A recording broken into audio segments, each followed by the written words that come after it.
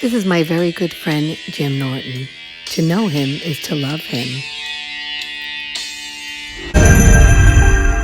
She reminds me in a way of like a Sharon Osbourne, where you're great if you're on her good side, but if you're not on her good side, she's probably going to decapitate you. How the hell have you been, Jim? I'm okay. You look great. I'm back on my diet because I fattened up in the pandemic. I'm really, really annoyed at myself. So aside from that, I'm okay. Your face looks skinny. Thank you, but it's an illusion because that's why I wear black. I'm like fucking Marlon Brando at the end of his career, just trying to like wear dark clothes and blend in. Well, it's all smoke and mirrors. All smoke and mirrors. Yeah, it really is.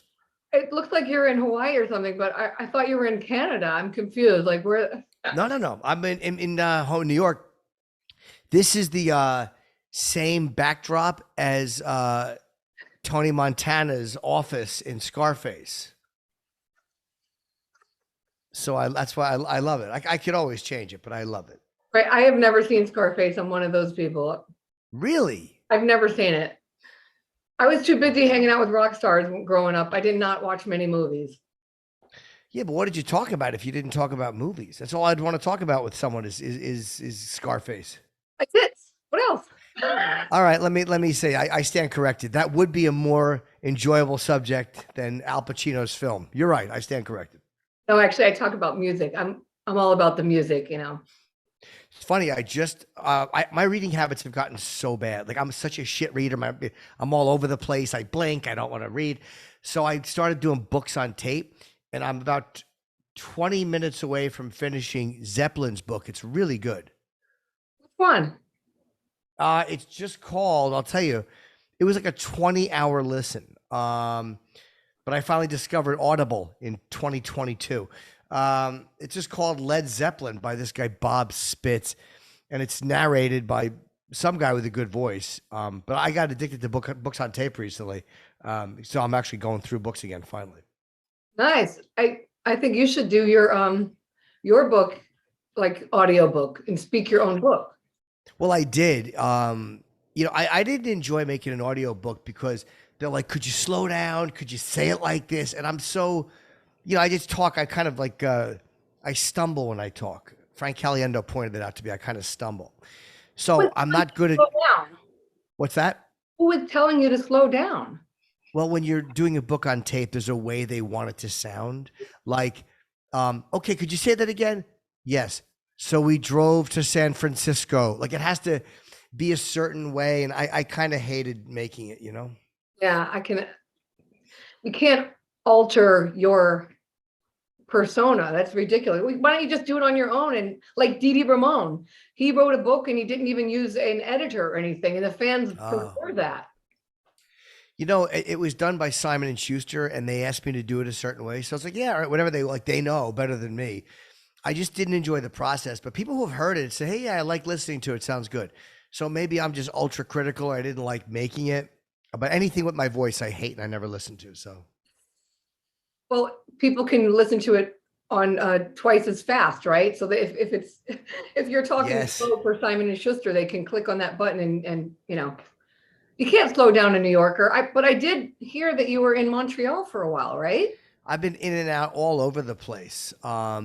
I've been here for a long time in New York, but I did a lot of traveling, a lot of bouncing around. I just got really crazy and stir crazy.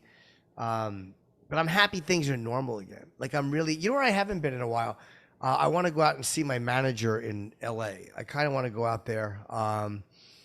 It's nice to be doing gigs again, just to kind of feel like a person. Have you had COVID? I just got over it. I've had it twice already, and it was like a bad cold. I didn't stand in line to find out I had it. I knew I was sick, so I don't have time to stand in line for 16 hours to be told that I'm sick. But you look all right. You look like you lived. Oh yeah, it was fun. I mean, I got vaccinated, so I wasn't that nervous about it. But it was the first. It was the first time I got it. It was Omicron, I think. But I'm happy I'm done with it. I'm happy I had it. Like, good. I fucking got the easy version. I'm fine now. So, yeah, I'm kind of happy it's done. It's weird going out and not caring if somebody sneezes or coughs. It's like, good. Go ahead. Fuck them. Yeah, I mean, for me, I don't have time to get sick. So, I was just like a trooper. I'm like, whatever, I have a little brat to take care of. Sorry, but he is a brat. Um, so I'm all right. I just want to get on with stuff. Like I want to see live shows, including yours. You're going on tour, right? The spring? I am on tour a little bit, but I've just been kind of going out, doing a couple nights or a weekend, coming back. I haven't been like on a long run yet because things kept canceling. And now my fans are fucking furious because like there's places that have vaccine mandates and they're yelling at me. I'm like, I don't fucking work for the state government in Massachusetts. Like, what do you want from me? I'm just happy these gigs are finally back in place because I've had to cancel them twice. Oh my God, I really hope they don't cancel stuff. I mean, right now the UK is wide open. They lifted all restrictions, so you could go over there. I mean, do people know who you are in the UK, Jim? Some do, yeah. I did it once. Bill Burr was always yelling at me. I was like, I'm never going to England. They're going to hate me. He's like, you don't know what you're talking about, dude. And he was right. I actually booked it over there and it was great. So I was a fucking idiot. But Bill finally convinced me to go after 10 years of telling me I was a fucking idiot.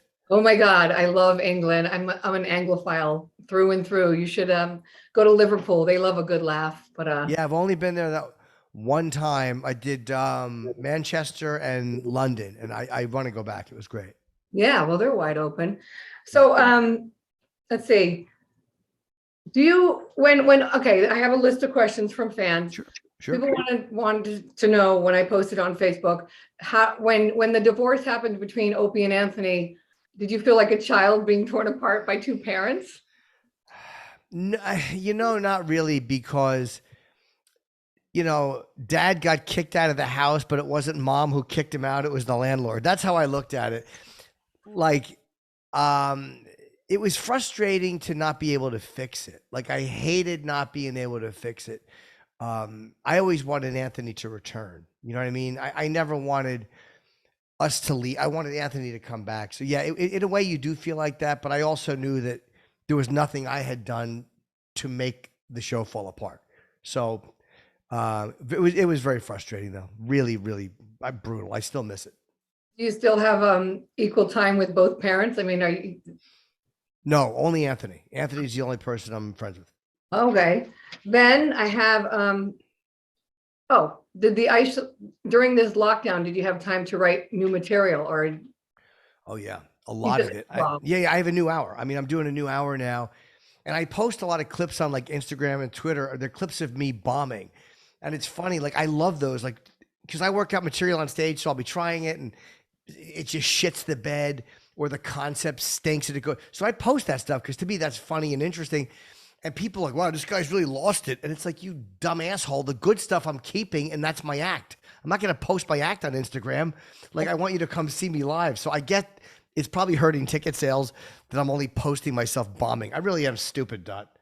yeah, I'm a dumb guy. Like the stuff I've seen on Instagram. I was like, and how you're giving the audience shit. Like, well, it worked in the last city. What's the fuck wrong with you? I like that. I like doing that too.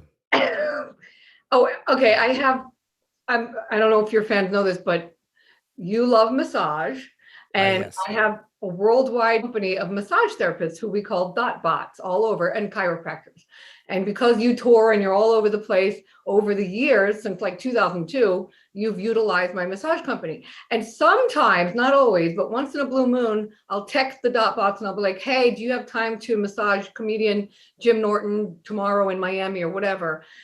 99% of the time, they're like, oh yeah, I love him, he's funny. But once in a blue moon, I'll get this text back that says, wait, I just Googled him. What an asshole. Fuck that guy. And I'm like, he's a comedian, haha. So there's that. Yep. I understand. And like Frank Zappa has an album called Does Humor Belong in Music? Does humor belong in massage? I believe it does. Humor belongs everywhere. I mean, honestly, it really, it's the only thing that kind of keeps you from throwing yourself off the balcony is the fact that, is being funny or being able to laugh at things. Yeah. Yeah. People fart during massages and other stuff. I mean, you have to have a sense of humor to give a massage. It's their fucking loss. Yeah. There's no place that farting isn't awesome. Let's be honest. There's no place where you fart and people go, "Hey, that was a bad move." Like there's nothing better, and it's always funny every time. Except if you're in the 69 position, which I think is very overrated. I agree. I get too distracted. I can do 69 for a minute, but then I'm like, all right, what are we doing here? Like, is it my turn or your turn? I guess I'm 53. I'm just fucking old. And I'm like, I'm not good at like multitasking. I get distracted. I lose interest. Yeah, I understand. It is overrated. It's Yeah, good when you're young. When you're 20, 69ing is so awesome because you talk about it a lot. But, yeah. yeah, it's just so overrated. Like, concentrate on one thing at a time. I hate that. It's like being on two different amusement park rides at the same time. Then I have an ex dot bot. I asked her because she and I have been joking about you for like over a decade. She's a very chubby girl, and she's from Long Island, moved out to somewhere in the middle of nowhere, Washington. And I was like, hey, Allison, guess who I'm going to do a podcast with? I had to fire her because she did something naughty with a rock star. I'm like, you're my friend, but anyways, I said, I need a question for Jim Norton. Come at me. She goes, okay. She goes, I know he's afraid of heavy massage therapists. And she said she's going to sit on you someday, take all of her fatness and rub it all over you until your dick permanently retracts. So tell her she's more than welcome. I mean, the way I've gotten so fucking fat that my dick is pretty retracted as it is. So it would be a very easy task. Yeah, she's like, he's discriminating against us fat massage therapists. I'm like, you know what? He's afraid. It's not that he's like, he doesn't like fat people. He's just afraid. He has a phobia of getting suffocated or something. I don't know what it is, but or if somebody I've had a couple of big massage therapists. I mean, believe me, I haven't had all, and sometimes they're a little bit too rough and a little bit too strong. Yeah, maybe that's it. I think you're afraid of someone could kick your ass. Yeah, which is not hard to do. I got an amazing massage by a Cuban ex-military guy. He worked in like a Ritz. They have like and he dug his elbows because I have a problem with my right leg. And he really fixed me for like 6 months. It hurt though. It was a really uncomfortable massage. But yeah, he ripped me apart with his elbows, and then I was walking well for 6 months. No pain, no gain. Yeah. So you're cheating on us, huh? I get very few anymore. I'm just too distracted and I'm too busy and I got fat. When I lose 20 pounds, I'll consider it again. That is silly. We've seen it all and smelt it all. That's true. So another fan question. How did you meet Ozzy? I first met Ozzy at MTV in 1997, but I got to know him after he had been on Opie and Anthony once or twice. And then Sharon really liked me after we interviewed Sharon Osbourne. And then she knew how much I loved Ozzy, and she liked how I dealt with him. So she started always approving me for interviews. And she would always approve us to have Ozzy on because she knew I was never going to try to make him look like a dick. And then there were things like with record labels where it was like, hey, we need someone to do a 1-hour interview with Ozzy, just one-on-one. And Sharon goes, get Jim Norton. They had me do something. It was so cool. On Sabbath's last album, they released some DVD and they had done interviews. And she was like, yeah, we didn't like how the interview came out. Would Jim talk to Ozzy and Geezer and Tony? I'm like, yes. So I flew out to Ozzy's house and got to interview Tony, Geezer, and Ozzy. So it's through interviewing them over all this time, we just kind of became friends. Because I know that one photograph you have. I mean, when I've been in your apartment, people don't understand you have like a Hard Rock Cafe going on of you. Yeah. And that one of you with the whole Black Sabbath band is like something to beat. It's amazing. I got Metallica too. Metallica was actually harder to get than Sabbath. I got those at Sirius XM. The whole bands together are difficult. I never got Motorhead, unfortunately. Never got them all together. I've got them individually, but getting the whole band together is a rare coup. Yeah, that's true with Motorhead. I have pictures of me and Lemmy and Phil, who's very frustrated right now, and Mickey. But yeah, you're right. Getting them together, I've never seen one. Got one of me and Foreigner, but the band lineup has changed so much. But Sure. Yeah. So then, this is an awkward question. How will comedy proceed with the raging cancel culture? It has proceeded. I mean, it's one of those things where cancel culture has gotten worse, but I mean, that type of shit's existed forever. Lenny Bruce was his life ruined by it. They tried to do it to Richard Pryor, but they couldn't because he just had too big of a following.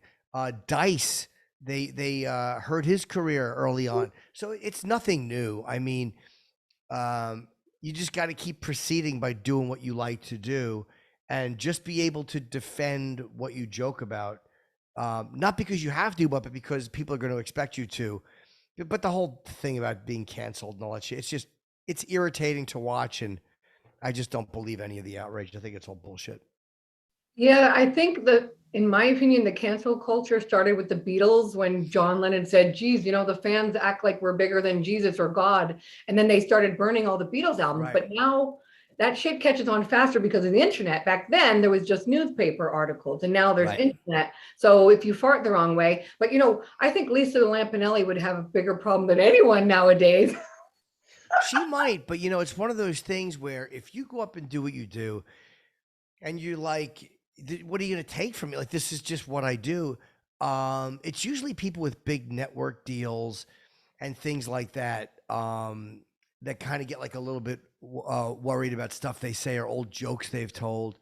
But, hey, look, fucking actors can say anything in a movie. So I don't understand what the problem with stand-up is. It's just, it's all nonsense. I mean, I love the way Dave Chappelle just said, come at me, because he's involved with Netflix, right? So that was pretty risky. Well, Chappelle can do that because Chappelle has more money than any of us, but he's also walked away already. Like, and everybody knows he's not bluffing. Like, if Dave says, I'll walk, or I don't care if you get rid of me, people know that he means it because he's already walked away from Hollywood.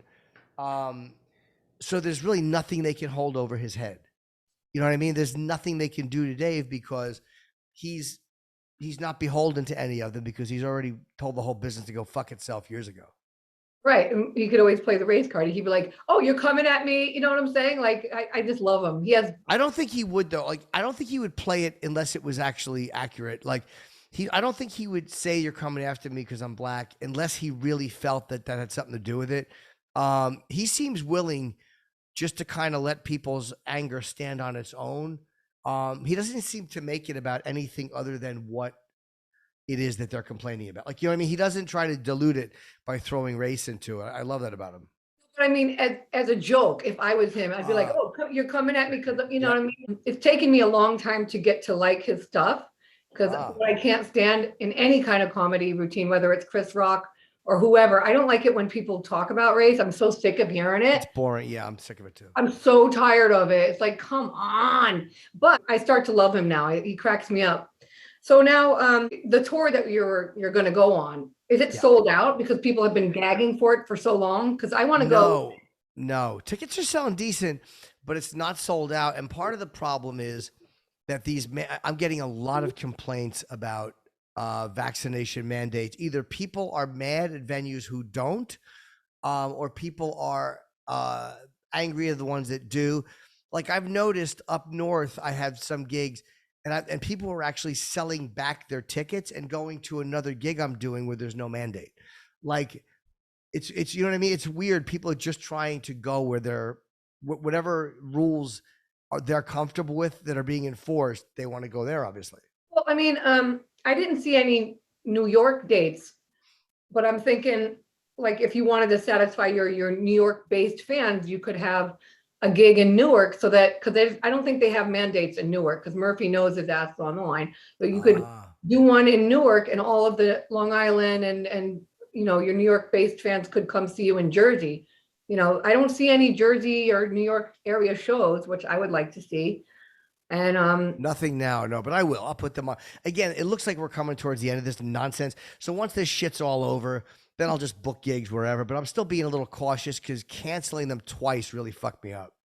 Yeah, it's a lot of uproar about it. But I think I hope and I think it's relaxing now because of stuff that the CDC and everything. I think Yeah. We'll understand that, yes, there's a risk, but we have to fucking, life goes on, like the Beatles song, oh blood, life goes on. Right. And people who are fragile can hide and shelter, and people who want the shit thrown at them can go out and live. You know what I mean? Like, Right. I'm tired of being locked down. Like, can you imagine what it's done to my business, which I started building at age 15, long ass time ago with Def Leppard. Right. Can you imagine, like, all the rock stars that tour haven't toured? So, I have to show my tits on OnlyFans. You know what I'm saying? Like, I need the shit to end. Do you like being on OnlyFans? Is it something, because it seems like something that like everybody is doing, and the reason I don't do it is because nobody wants to see it. I would be a broke. I'd make $4 a month. I think people would go there for the fun of it, to see you show your junk.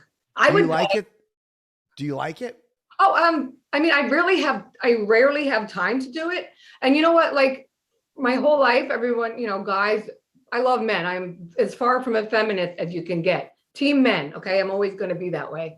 I mean, I love women. I think they're hot and stuff, Sure. but I'm anti-feminist. I'm so not. Anyways, men have always wanted to see my tits, and I've never shown them. In fact, I was on Howard Stern in 2002, and they're like, oh, so you massage rock stars, and we're going to give you a bunch of shit. Right before they brought me into the studio, they said, you're going to show your tits, right? I said, no, I've never shown my tits ever. And they said, show your tits or we're going to rake you over the coals, because you're not famous, and you either have to be famous or you have to show your tits. I'm like, bring it on. And they all went at me. They all fucking came at me like a pack of sharks. But at the end, Howard's like, I like you, Dr. Dot. You're all right. So I have not shown my tits. Well, then I was in Penthouse. I was the feature interview, and I was in the bathtub showing a little bit of my tits, but that wasn't really online. So now I'm like, you know what?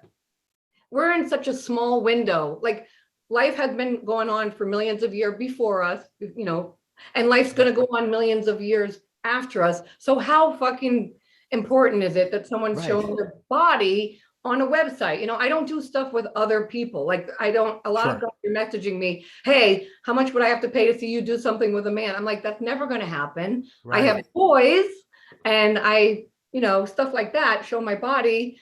And they always want more, of course, but it helps me pay my car insurance and all this other shit. Yeah, good for you. I mean, I don't judge women. I don't slut shame anybody. You do what you got to do. I would never do sex for money, but I show my body while I still got it. You know what I'm saying? Like, I look pretty good for my age, and you look great.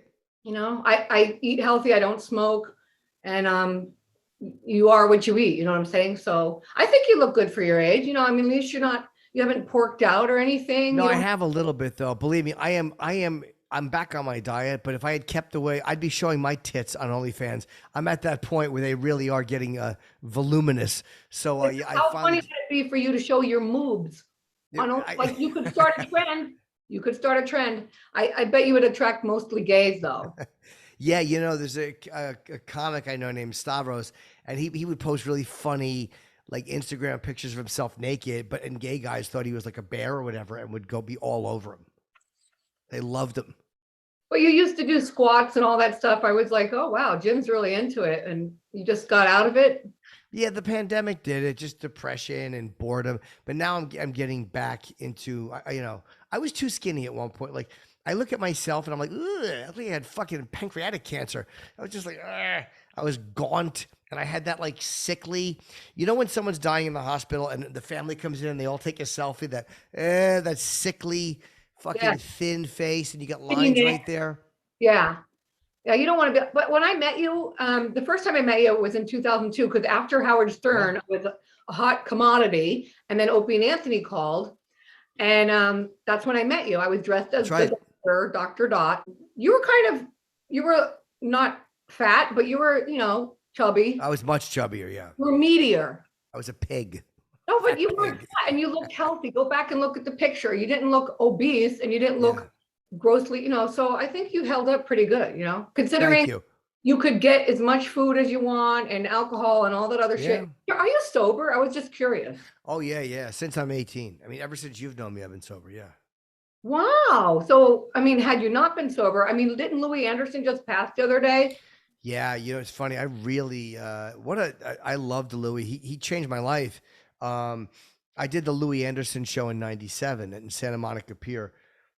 And that weekend, his opener, the person who would do warm up for him, her name is Patty Ross.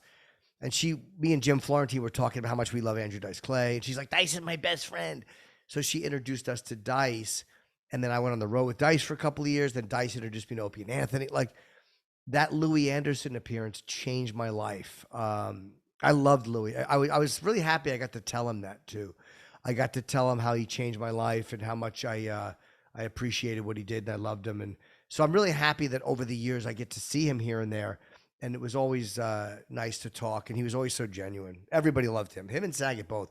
I mean, there were guys that there's no phony accolades being thrown out. Like all the accolades are legit. Like everybody really feels that way about these guys. Yeah, I never got to meet him, but that was such a shocker when he passed. And it was like, do I cry for Meatloaf? Do I cry for Louis? It was like a really shitty day. Meatloaf, that's right. Yeah. Yeah, I interviewed him a couple of times over the years. He was he was a fun, kind of nutty guy to talk to. And, once someone gets to a certain age, if they're heavy, it's like, that there's always a risk unless they're living a completely healthy lifestyle. But if someone's smoking and they're overweight, you're like, that's a fucking problem. Yeah. You're playing with your life there, doing all that stuff. I mean, having 20 extra pounds is a lot different than having 100 extra pounds. You know what I mean? But comedians, people seem to love them when they're like that. Like they're like, porky and they make fun of themselves. So no one has the balls to say, you need to fucking, I think Lisa Lampanelli lost a lot of weight though. She did. I haven't seen her in a couple of years, but the last time I saw Lisa, she had dropped a lot of weight. And she looked good. I mean, I think she's doing like some motivational speaking now or something. I'm honestly not sure. I'm sure whatever she's doing is making money though. She always made a good amount of money. And hopefully she'll find a way to, I've seen her live and I was like, I think I bothered you once. I'm like, Jim, I really want to massage Lisa, Oh, yeah. Yeah, I'm looking at pictures of her now. She, I think she admitted to having like, her stomach stapled or something. Like I saw it years ago. She was like, oh, I'm going to do it. I'm just going to do it. And she lost a lot of weight at once. So I think so. I'm not sure. Oh, I honestly don't know. I always love Lisa though. So I hope she's well. Yeah, she didn't. She's like, I've had more dick in me than the urinal at the Apollo. Like, like that stuff is not acceptable nowadays. I'm like, no, I need that crude humor to come back. I know. You ever at the top of the crude list, right? You, Louis C.K., like you guys are, really risky. And I want you to come and play. I've never seen you on stage.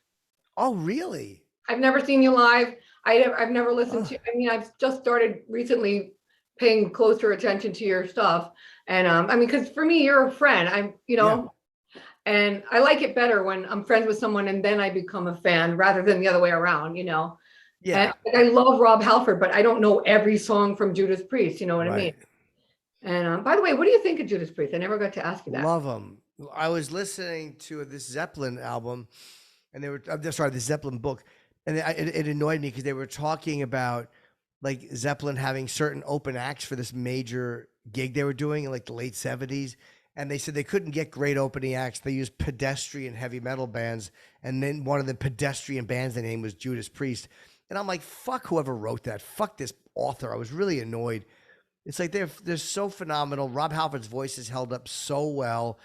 I even there's a great acoustic version of Diamonds and Rust he's doing where he's just kind of walking back and forth on the stage. I think it's in Florida. So yeah, Halford's voice is very underrated. Yeah, he and I talked about that song and how much it meant to him during the podcast. In fact, you gave me the advice. I came to you and I'm like, Jim, almighty king of the podcast, I need your advice. I'm going to start doing podcasts. By the way, I found out since then, you can't make any money with podcasts. So that's why I go on OnlyFans for money and I do the podcast for fun. Sure. But your advice was, I go, so Jim, give me some advice. How can I do a podcast? What can I do to make it better? And your fucking advice was like, shut up. I'm like, beg your pardon? You go, just shut up. And that's how you do a podcast. I'm like, oh. Oh, you mean like letting people talk? I wasn't saying you talk too much, but I mean, like, I think that sometimes people make the mistake of not, was that what I meant? Like not letting guests talk? Exactly. You weren't saying that I talk a lot. Right. Okay. You were saying like, like for example, well, no, I don't want to give that example. Right. There are some people on the news that give interviews to very important people, and they don't let the person talk. So I was like, oh, he's right. That makes sense. Right. Yeah. Yeah, so that helped. And then I have another question, because you and I are on polar opposites as far as sleep schedules, okay? Yeah.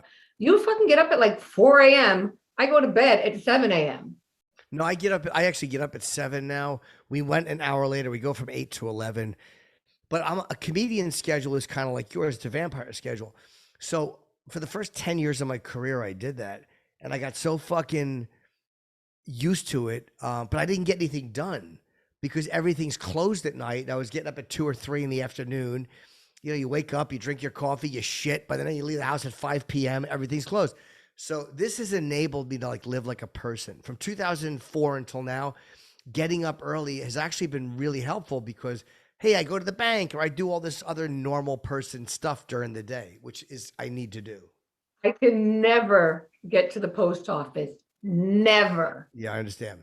I pay people to go to the post office for Yeah. me. I can't. I can never make it to the. I But totally get it. but on the other hand, I don't have any wrinkles because I've never had sun damage. I never see the sun. No, you look great. Yeah, and I think I've also avoided the sun Yeah, because you're again, pretty pale. what's that? You're pretty pale. I'm like a cadaver. I am like a cadaver, and I mean when I fuck, just I lay there. But I mean, I like being pale because the wrinkles don't show up, and I don't want to get cancer. Yeah, exactly. There's plenty of reasons. So you have to take vitamin D pills, obviously. I guess so. I don't do it, but yeah, as you're probably supposed to. Oh, you're supposed to, but don't overdo it. Take a low dose because I used to take 5,000 IUs or whatever, and then I got 2 brain tumors from taking too much vitamin D. I had brain surgery twice to remove tumors. They were not cancer. It's little fucking vitamin D meatballs. Swear to God. Wow. It's called yeah. neurosarcoidosis. Because I was like, oh, I never see the sun. I have to take tons of vitamin D. So take a low dose, but every Hey, other. when you did your brain surgery, were you awake for it or asleep? Because they do keep people awake sometimes for it to Oh. see if they're fucking hitting the wrong. Like they'll keep you awake, they'll numb you, and apparently your brain doesn't have pain sensors. So they'll do it and they'll go, okay, now raise your arm, and you'll do these things so they know that they're not hitting vital nerves or whatever connections in your brain. Oh no, they said you're gonna go night night, and they put a mask on, and I was like, so I was not awake. I was not- Okay, yeah, maybe it's only certain types that they have to keep people awake for. It might just be certain kinds. Anyways, I thought you were in Montreal. I mean, there's no reason for us not to be able to have dinner or something. So stop. Whenever fucking- you want. I know where you live. I know where you live. Whenever you want, we'll grab lunch or dinner, whatever you want. I'm happy to do that. Yeah, I've been going out a lot actually because now that things are just kind of normaling out a little, and once you have COVID and you're through it, you're like, fuck it, I'll eat anywhere. I don't Well, care. Do you literally have to show your papers when you go to a restaurant? Yeah, in New York you do. I have them, so I don't really care. But yeah, in New York they're requiring it. Or what are they going to start saying? Oh, I see you have your papers, but you don't have the next one and the next one. Is it going to be like that? I don't know. I hope not, but I mean they might. I really don't know. I mean, I don't think they know. It's every day there's a new set of fucking speculation, and it's very frustrating. We need comedy. It helps. It does help, and I missed not doing it for a year. I really missed. I wasn't on stage for over a year just because everything was closed, and again. Being in my 50s, I was scared of getting like long-term COVID and my fucking brain fog. Like that's what scared me was brain fog. Like I didn't want to have that if I could avoid it. Yeah. Did you have any weird side effects? No, not at all. I'd love to blame getting fat on COVID, but I was fat and then I got COVID. I'm 5 pounds away from calling it a comorbidity. Yeah, no, I didn't have any effects at all. Minor sore throat for like 2 days. That's cool. Well, I'll come in, but I told you I've had COVID twice already, so Sure. I haven't bought the vax because I figured, I mean, the CDC just wrote it on their website the other day. They said if you've already had it, you have a better chance of fighting shit off than if you had the vaccine. So I'm going to go with that. You know what I mean? Yep. So maybe we can meet in Hoboken. So Sure, absolutely, I'll come to Jersey. All right, hon. Well, I appreciate your time. I know you have to rush off and do something else. Yeah, I have to be somewhere and now it's 10 minutes. But I love talking to you. I'm happy we finally were able to do it. I know we've missed each other a few times, but Yeah. we'll do it again. Yeah, absolutely. As soon as your tour starts, I'm going to bother you again. Okay. Yeah, and come like whenever you want to come to the city or something, or come see me in Jersey or whatever, just let me know and I'll make sure that you get in. I mean, it'd be great to see you. Yeah. Before you fly over to LA or something, I want to see you. So. I would love that. All right, hon. Love ya. I love you too, Doc. Talk to you soon. Okay. Bye. Bye. All right. Perfect. There it is, ladies and gentlemen.